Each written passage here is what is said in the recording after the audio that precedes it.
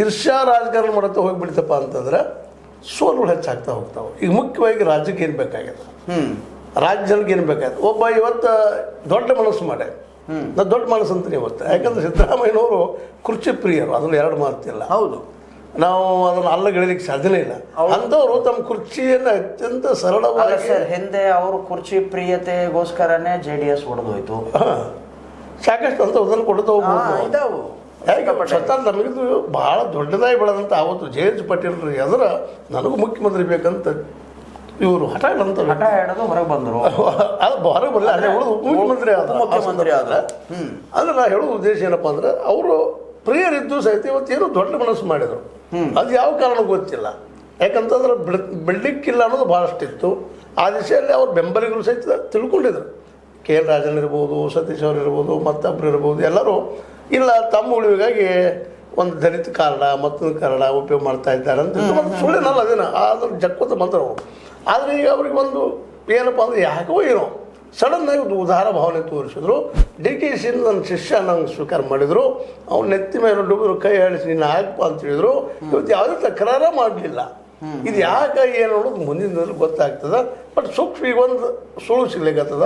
ತಮ್ಮ ಮಗ್ಗನು ಒಂದು ರಾಜಕೀಯ ನೆಲೆ ಮಾಡಿಕೊಂಡ್ರು ಅವರು ಅನ್ನುವಂಥದ್ದು ಸಿದ್ದರಾಮಯ್ಯನವರು. ನಾವು ಎಷ್ಟೋ ಅವ್ರ ಸಮಾಜವಾದಿಗಳು ಹಾಗೆ ಹೀಗೆ ಹೇಳಿದ್ರು. ನಿತೀಶ್ ಕುಮಾರ್ ಅದನ್ನೇ ಮಾಡಿದರು. ಹೌದು, ಮುಂದೆ ಅದೇ ಕಾಲಕ್ಕೆ ಲಾಲೂ ಪ್ರಸಾದ್ ಯಾದವ್ ಅದನ್ನ ಮಾಡಿದ್ರು. ಪ್ರತಿಯೊಬ್ಬರು ಅದನ್ನ ಮಾಡ್ತಾ ಇದ್ದಾರೆ. ತಮ್ಮ ಮಕ್ಕಳು ಬೆಳೆಸುವಂಥದ್ದು.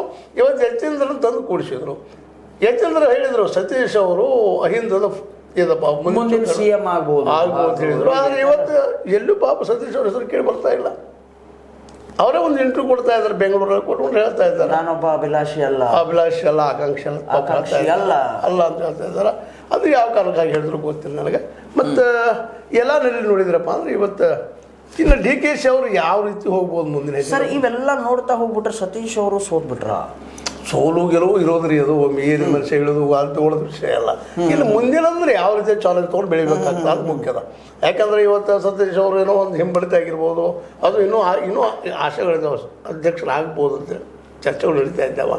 ನೋಡೋಣ ಅದು ಏನೋ ಡೆವಲಪ್ ಆಗ್ತದೆ ಅಂತೇಳಿ. ಸರ್, ಇವಾಗ ಉತ್ತರ ಕರ್ನಾಟಕದ ಭವಿಷ್ಯ ಚೇಂಜ್ ಆಗ್ಬಿಡುತ್ತಾ ಅಂದರೆ ನಾನೇನು ಕೇಳ್ತಾ ಇದ್ದೀನಿ ಅಂತಂತಂದರೆ, ಆಲ್ಮೋಸ್ಟು ಸಿದ್ದರಾಮಯ್ಯ ಸಾಹೇಬರು CM ಇದ್ದಾಗ ಜಾರಕಿಹೊಳಿ ಕುಟುಂಬದ ಮೇನ್ ಸದಸ್ಯರಾದಂತಹ ಸತೀಶ್ ಜಾರಕಿಹೊಳಿ ಅವರು ಉತ್ತರ ಕರ್ನಾಟಕದ ಮೇಲೆ ತಮ್ಮದೇ ಆದಂತಹ ಒಂದೇನೋ ಒಂದು ಸಾರ್ವಭೌಮತ್ವ, ಅದರಲ್ಲೂ ಮೇನ್ ಜಿಲ್ಲೆ ಆದಂತಹ ಬೆಳಗಾವಿ ಮೇಲೆ ತಮ್ಮದೇ ಆದಂತಹ ಅದೇನಂತೀರಿ ನಾವು ಅನ್ಕಂಡೀಷನಲ್ ಸಾರ್ವಭೌಮತ್ವ ಮಾಡಿದ್ರು. ನೋಡ್ತಾ ಇದ್ವಿ ಅವ್ರನ್ನ. ನಾ ಕಳೆದ 40 ವರ್ಷಗಳಿಂದ ಅವ್ರು ತಮ್ಮ ಮೊದಲು ಗೋಕಾಕ್ ನೆಲೆ ಅದನ್ನು ಭದ್ರಪಡಿಸ್ಕೊಂಡಿದ್ದಾರೆ. ಯಾರು ಅಲ್ಲಿ ಎಂಟ್ರಿ ಆಗಬಾರ್ದಪ್ಪ ಅಂತೇಳಿ ಈಗ ಬೆಳಗಾವಿನ ತಮ್ಮ ಕಂಟ್ರೋಲ್ ತೊಗೊಂಡಿದ್ದಾರೆ. ಮನ್ DCC ಬ್ಯಾಂಕಿನ ದಿಶೆಯಲ್ಲೇ ಆ ಸಂದರ್ಭದಲ್ಲಿ ತಮ್ಮ ಕೈಯಲ್ಲಿ ತೊಗೊಂಡಿದ್ದಾರೆ. ಒಂದು ಒಳ್ಳೆ ಸಾಧನೆ, ನಾವು ಅಲ್ಲ ಅಂತ ಹೇಳೋದಿಲ್ಲ, ಒಬ್ಬ ವ್ಯಕ್ತಿ ಜೀವನದಲ್ಲ.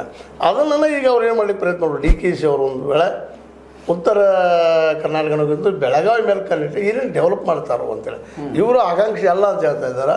ಈಗ ಎರಡೂ ಲಿಸ್ಟ್ ನೋಡ್ತಾ ಇದ್ರು, ಬಿಡ್ತಾ